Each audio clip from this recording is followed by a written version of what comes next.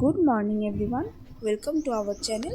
চলে এলাম আরও একটা নতুন ডেলি ভ্লগ নিয়ে। সকালবেলায় ঘুম থেকে উঠে ফ্রেশ হয়ে বিছনাপত্র গুছিয়ে নিয়ে আমি চলে গেছিলাম চা বানাতে।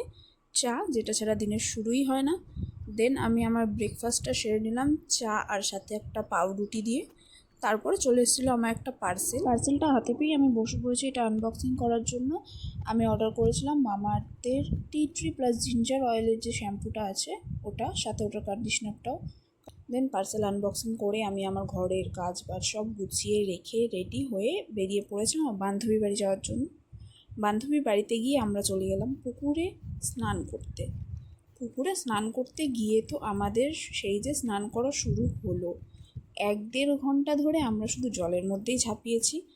দেন ওর মা এসেও কোনো রকম বকাঝকা দিয়ে আমাদেরকে ডেকে নিয়ে গেল লাঞ্চ করার জন্য।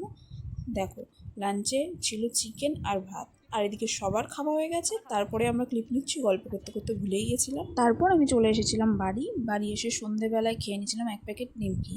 আর রাতের ডিনারে ছিল ভাত, পটল সর্ষে, সাথে ডিমের তরকারি। তো কেমন লাগলো আজকের ভিডিওটা কমেন্ট করে জানাতে ভুলো না। Thanks for watching guys.